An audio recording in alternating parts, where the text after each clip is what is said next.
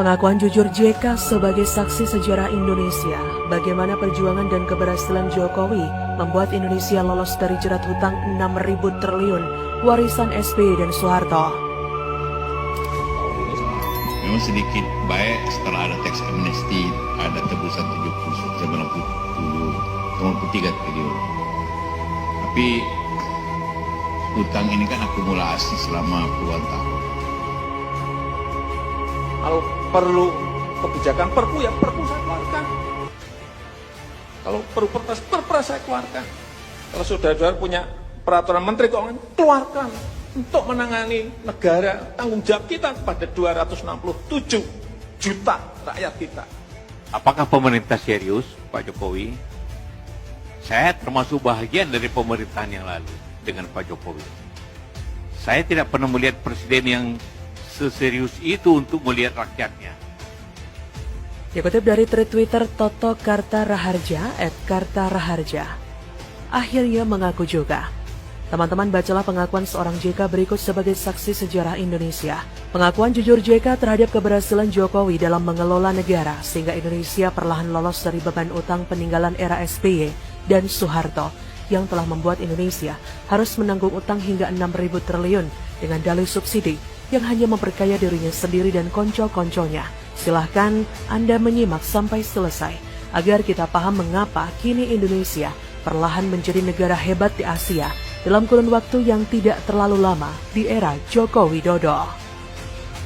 Perjuangan moral Jokowi bagi Indonesia. Kala itu, mantan Wakil Presiden Republik Indonesia, Yusuf Kala, dalam sambutannya di acara Simposium Ekonomi di MPR Senayan, mengatakan bahwa ada dua kebijakan keliru yang dilakukan pemerintah era Soeharto dan SBY, sehingga menghabiskan anggaran 6.000 triliun rupiah. Kebijakan itu menjadi salah satu penyebab ketertinggalan Indonesia dari negara-negara tetangga. Satu kebijakan era Soeharto dan satu lagi era SBY. Selama 32 tahun Soeharto berkuasa, tidak ada riak yang berarti untuk menghentikannya. Saat Soeharto jatuh, tatkala fundamental ekonomi yang disimpan rapat bertahun-tahun terbuka lebar oleh aksi George Soros terkuat. Nyatanya 10 tahun kita menyimpan data busuk dan kebohongan. Tidak ada kekuatan ekonomi secara nyata. Tidak ada. Soeharto tidak punya rencana hebat untuk membuat Indonesia hebat dalam sektor ekonomi, kecuali hanya menggali lubang sedalam-dalamnya melalui hutang tanpa rencana real untuk mengubah Indonesia menjadi lebih baik. Dari jumlah hutang yang digali Soeharto, hanya 30% yang digunakan untuk membangun Indonesia. Selebihnya habis dikorupsi oleh mereka yang menopangnya menjadi penguasa selama 32 tahun. Akibat kebijakan yang diambilnya sebelum jatuh adalah menandatangani LOL dengan IMF sebagai blank check yang harus diselesaikan oleh rezim setelahnya.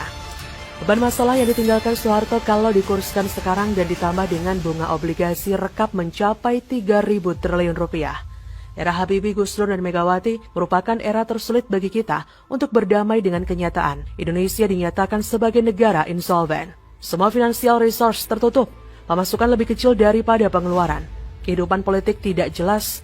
6 tahun proses transisi dari legislasi era Soeharto kepada era reformasi seakan waktu terpanjang dalam sejarah. Selama itu tidak ada pembangunan real, negara stuck. Namun, akhirnya Indonesia bisa keluar dari proses transisi itu dengan terpilihnya SBY sebagai presiden secara demokrasi langsung. Harapan dipagut dan masa depan disongsong dengan ceria. Tapi apa yang terjadi?